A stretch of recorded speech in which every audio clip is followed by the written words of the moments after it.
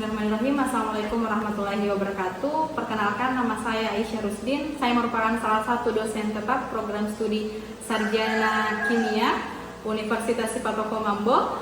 Video ini dibuat sebagai salah satu persyaratan sertifikasi dosen tahun 2025 gelombang 1 yang dilaksanakan oleh Kementerian Pendidikan, Sains, dan Teknologi. Izinkan saya untuk menyampaikan pernyataan diri dosen sebagai unjuk kerja Tridharma Perguruan Tinggi atau PDD UKT-PT bidang pengajaran. Selanjutnya saya akan memaparkan salah satu mata kuliah yang saya ampu, yaitu mata kuliah Biokimia 1 yang berada pada semester ganjil tahun 2024-2025 dengan kode mata kuliah KIM 2018. Mata kuliah Biokimia 1 merupakan mata kuliah wajib bagi program studi sarjana Kimia Universitas Sipatoko Mambo dengan beban studi 3 SKS. Metode pembelajaran yang saya gunakan pada mata kuliah Biokimia 1 yaitu menggunakan metode DIA atau Delivery, Interaction, and Assessment. Jadi dalam delivery ini adalah proses penyampaian materi secara langsung, misalkan dengan ceramah, kemudian dilanjutkan dengan interaction, yaitu bagaimana interaksi antara dosen dengan mahasiswa, misalkan tanya jawab dengan diskusi, dan yang terakhir assessment, yaitu sistem penilaian, bagaimana mengukur kemampuan mahasiswa setelah pembelajaran. Adapun capaian pembelajaran pada mata kuliah Biokimia 1 yaitu yang pertama memahami ruang lingkup biokimia, kemudian yang kedua memahami senyawa makromolekul, yang ketiga memahami tentang vitamin, dan yang terakhir yang keempat memahami tentang hormon. Adapun sub capaian pembelajaran mata kuliah, yang pertama mahasiswa mampu menjelaskan ruang lingkup biokimia, yang kedua mahasiswa mampu menjelaskan tentang karbohidrat, yang ketiga mahasiswa mampu menjelaskan tentang protein, yang keempat mahasiswa mampu menjelaskan tentang lipid, yang kelima mahasiswa mampu menjelaskan tentang asam nukleat, dan yang keenam mahasiswa mampu menjelaskan tentang enzim. Kemudian yang ketujuh mahasiswa mampu menjelaskan tentang vitamin, dan yang kedelapan mahasiswa mampu menjelaskan tentang hormon. Adapun pokok bahasan atau materi pembelajaran pada mata kuliah Biokimia 1 yaitu pengantar biokimia, karbohidrat, lipid, protein, enzim, asam nukleat, hormon, dengan vitamin. Referensi yang saya gunakan pada mata kuliah Biokimia 1 yaitu bisa menggunakan buku ajar, modul baik berupa publikasi ilmiah yaitu jurnal nasional maupun jurnal internasional yang terindeks maupun yang belum, yang dapat diakses pada Google Scholar atau Google. Nah, pada penelitian maupun pengabdian saya telah mengintegrasikan dengan mata kuliah ini khususnya pada senyawa makromolekul yaitu karbohidrat. Selanjutnya untuk sistem pembelajaran yang saya gunakan pada program studi Sarjana Kimia Universitas Sipatoko Mambo yaitu dengan luring, misalkan tatap muka secara langsung dan online atau daring seperti Zoom meeting atau Google Meet. Nah, untuk pengumpulan tugas kami menggunakan beberapa metode yaitu Google Drive, email dosen, atau pengumpulan secara langsung atau soft copy. Nah, untuk evaluasi dari akhir pembelajaran kami biasanya menggunakan kuis dengan rubrik penilaian. Nah, untuk sistem penilaian mata kuliah Biokimia 1 yaitu kehadiran 15%, sikap 15%, tugas 20%, UTS 25%, dan UAS 25%. Jadi untuk rentang nilai dalam proses pembelajaran saya menggunakan rubrik penilaian untuk memastikan bahwa penilaian dilakukan secara adil, akuntabel, dan objektif. Berikut saya akan menampilkan video pembelajaran mata kuliah Biokimia 1 pada pertemuan kedua. Selamat menyaksikan. Bismillahirrahmanirrahim. Assalamualaikum warahmatullahi wabarakatuh. Waalaikumsalam warahmatullahi wabarakatuh. Bagaimana kabarnya hari ini? Baik. Nah, sebelum kita memulai pembelajaran, silakan pimpin doa terlebih dahulu. Pelajaran kita mulai. Saya kita baca doa bersama doa mulai.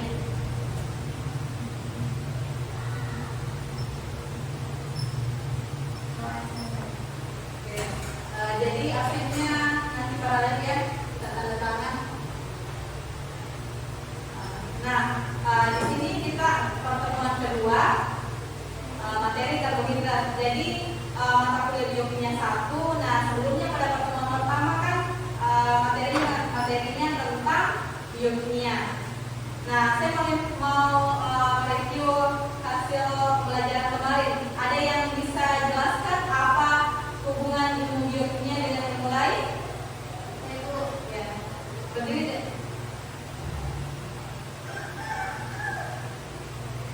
jadi ilmu biokimia dan kimia itu saling mempunyai keterkaitan satu sama lain. Misalnya ketika kita makan nasi kan akan terjadi metabolisme karbohidrat di tubuh kita. Contoh reaksi kimianya itu adalah reaksi oksidasi yang akan terjadi pelepasan elektron misalnya pada glukosa.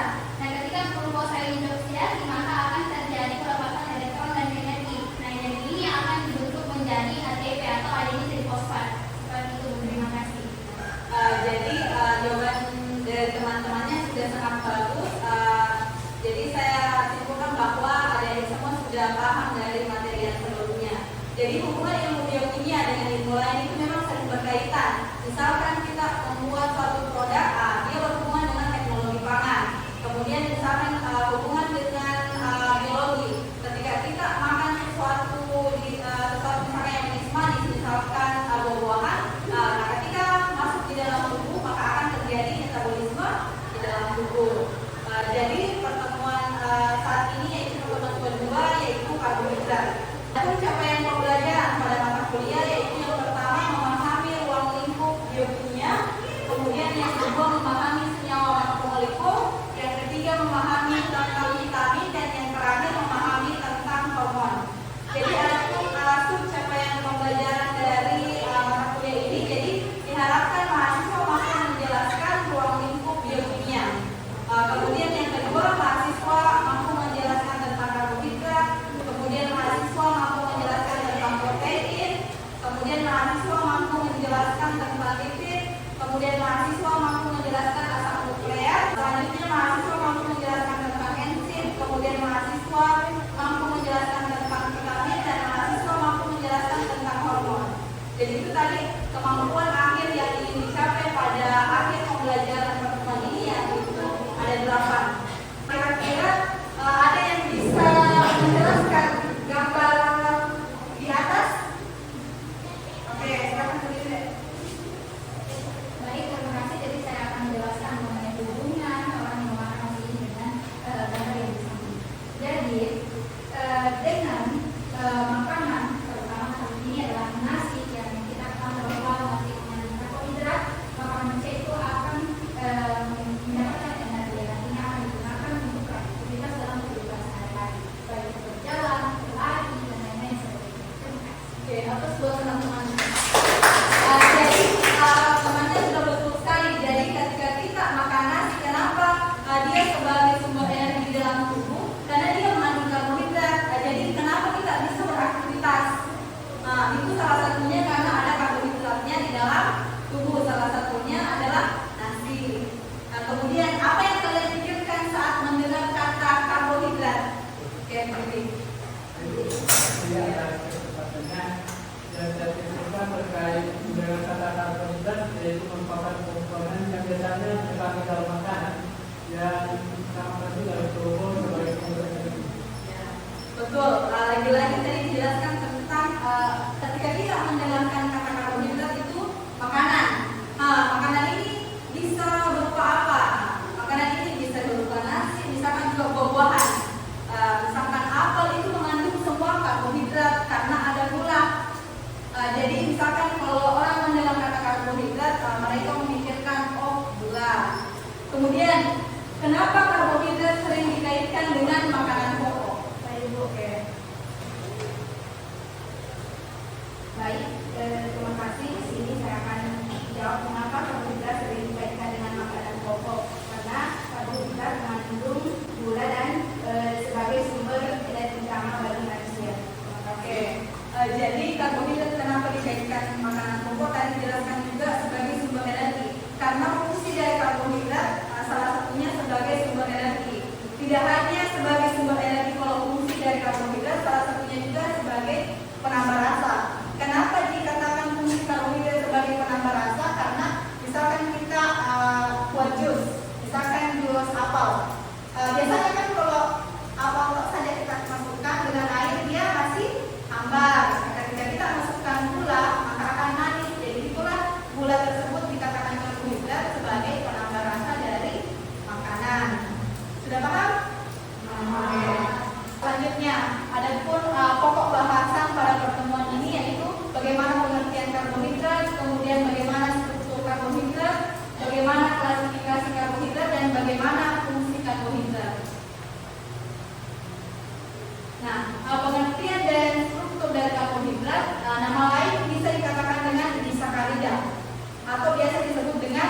hidroksila. Rumus molekul dari karbohidrat ini adalah CH2ON. Jadi karbohidrat memiliki gugus karbon, hidrogen, dan oksigen. Makanya karbohidrat ini dikatakan karbon dengan hidrat. Karbon itu memiliki atom karbon dan hidrat itu mengandung atom hidrogen dan oksigen.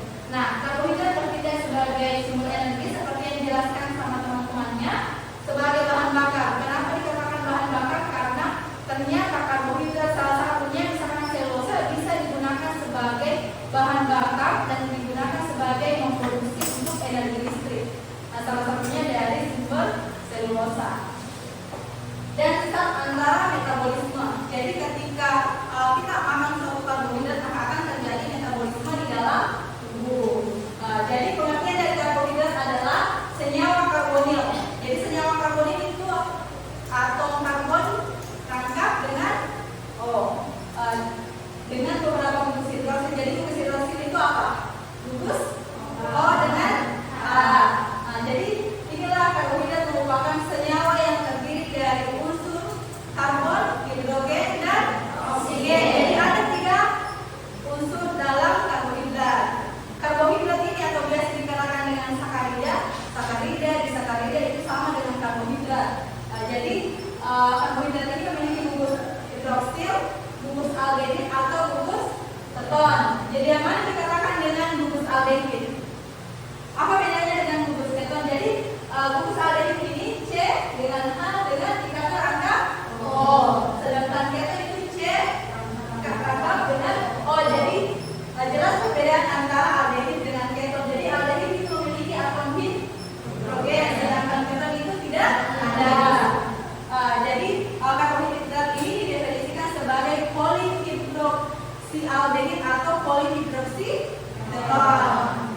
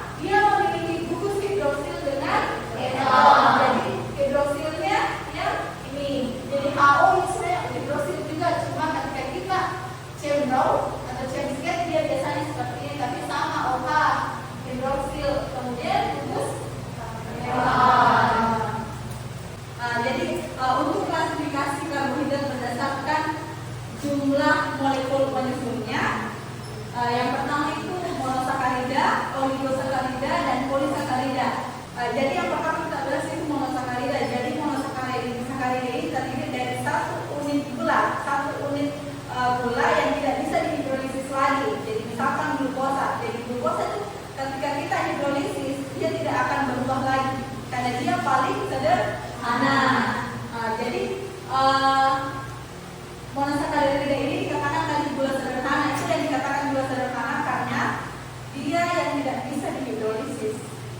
Jadi terdiri dari satu rantai karbon yang berikatan dengan atom hidrogen atau hidroksil dan gulus keton atau aldehid. Jadi tadi ini struktur dari aldehid C ikatan perangkap O dengan H, sedangkan keton C ikatan perangkap dengan O.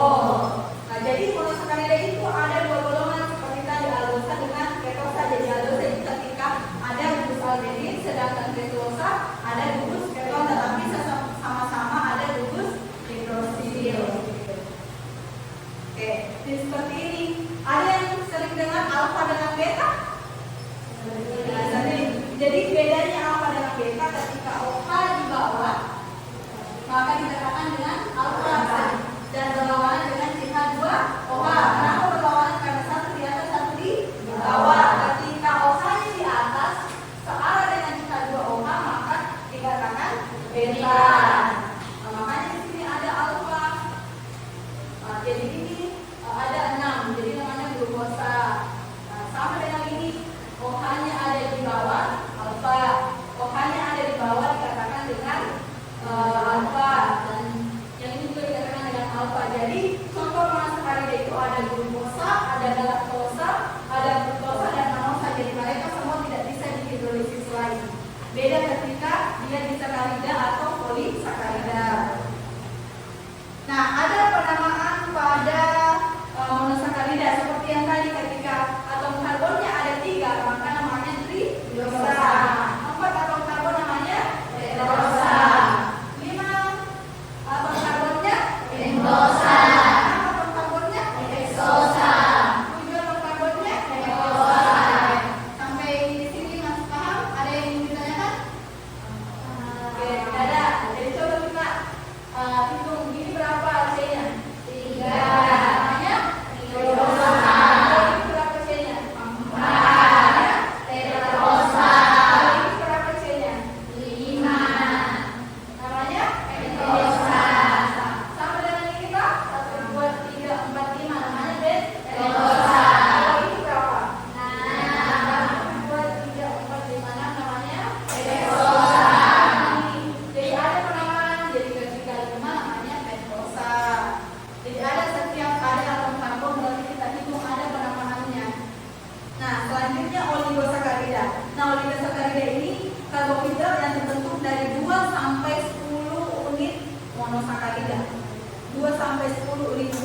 Jadi mereka akan nanti berentetan, dia akan berikatan. Jadi ada yang dikatakan disakarida, trisakarida, dan tetrasakarida. Jadi disakarida itu apa? Terdiri dari 2 unit monosakarida. Nah, makanya kalau trisakarida berarti dia terdiri dari 3, sedangkan tetra itu terdiri dari 4. Nah, disakarida, misalnya disakarida kan contohnya sukrosa dan maltosa. Nah, sukrosa ini terdiri dari glukosa dengan fruktosa. Jadi disakarida adalah karbohidrat yang tersusun atas 2 unit monosakarida yang saling berikatan. Apa yang membuat dia berikatan? Karena adanya ikatan glikosidik. Jadi ikatan glikosidik ini adalah ikatan yang menghubungkan antara 2 unit monosakarida. Misalkan sukrosa. Sukrosa ketika dihidrolisis kan sukrosa dikatakan klasifikasi disakarida. Jadi ketika dia dihidrolisis maka akan terbentuk glukosa dengan fruktosa. Ketika glukosa lagi hidrolisis tidak bisa karena sudah menjadi monosakarida berhubungan dengan fruktosa. Tadi ikatan glikosidik. Jadi ikatan yang menghubungkan antara 2 unit monosakarida. Di sini lagi berikatan. Jadi antara glukosa dan fruktosa terbentuklah ikatan glikosidik. Seperti maltosa. Maltosa ini terdiri dari unit glukosa ditambah glukosa. Jadi ketika dihidrolisis maka akan menjadi glukosa. Yang disinilah yang dinamakan dengan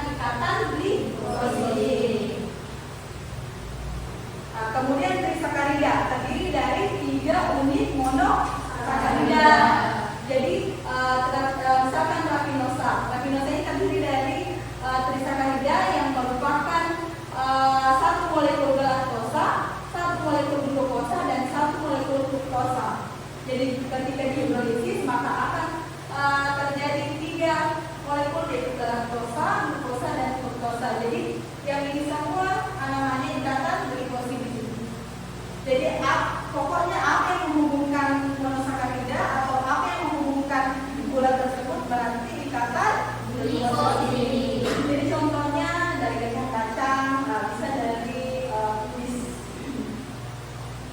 Kemudian tetrasakarida. Tetrasakarida ini contohnya misalkan stachylosa. Nah, stachylosa ini merupakan senyawa tetrasakarida yang terdiri dari 4 unit monosakarida, yaitu 3 molekul galaktosa dan 1 molekul fruktosa. Jadi ini molekul fruktosa, ini molekul galaktosa. Jadi berapa ikatan glikosidiknya? 1, 2, 3. Kemudian polisakarida. Polisakarida ini merupakan karbohidrat dari satuan monosakarida yang panjang hingga ribuan, di atas 10 unit monosakarida kalau polisakarida. Jadi polisakarida yang terpenting dalam pohon sebenarnya itu selulosa dengan pati. Misalkan kalau pati itu misalkan biji-bijian, biji nangka misalkan. Kenapa misalkan dia mengandung pati ketika kita blender itu biji nangka dia kayak lem, itulah patinya. Yang pertama itu selulosa. Jadi selulosa adalah komponen terpenting di dinding sel. Jadi selulosa ini memperkuat. Kemudian meskipun selulosa tidak dapat digunakan sebagai bahan makanan oleh tubuh, namun selulosa yang terdapat dalam tumbuhan sebagai pembentuk dinding sel. Jadi dalam selulosa ini tidak bisa dicerna. Jadi selulosa tidak bisa dicerna di dalam tubuh, tetapi di dalam tumbuhan itu sangat berfungsi sebagai dinding sel. Jadi misalkan kenapa, misalkan dari serat-serat, misalkan serat kelapa, itu ada karbohidrat, ada selulosanya. Jadi struktur dari selulosa ini terdiri dari ribuan unit glukosa. Kalau ada yang bertanya kenapa cuma 4 glukosanya, kalau yang di sini tidak, ini masih panjang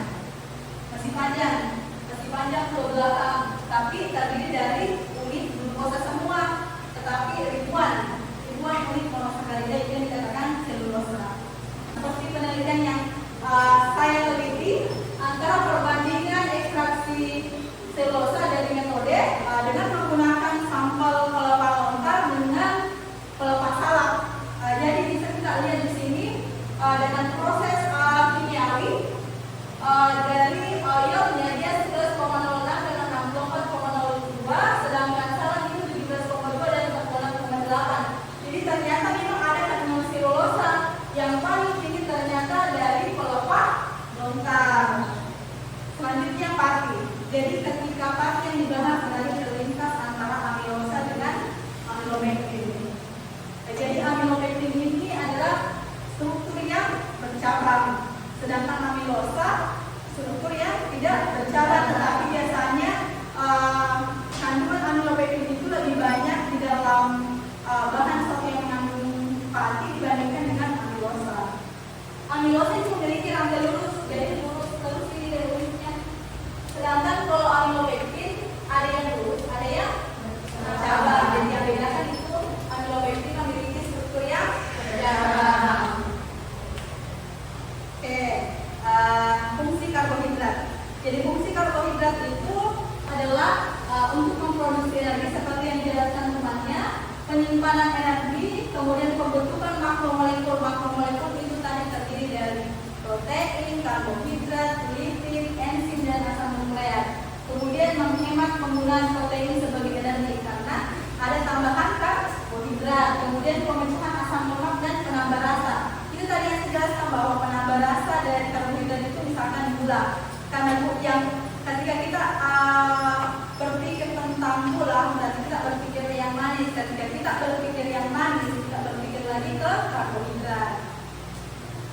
Oke, untuk mengevaluasi materi pembelajaran sebelum saya mengakhiri pertemuan, saya coba sebutkan dan kalian jawab ya. Yang pertama, karbohidrat tersusun atas beberapa unsur utama, kecuali jadi karbohidrat itu terdiri dari karbon, hidrogen dan oksigen. Jadi yang bukan adalah hidrogen. Yang kedua, glukosa termasuk golongan karbohidrat. Kenapa monosakarida? Karena glukosa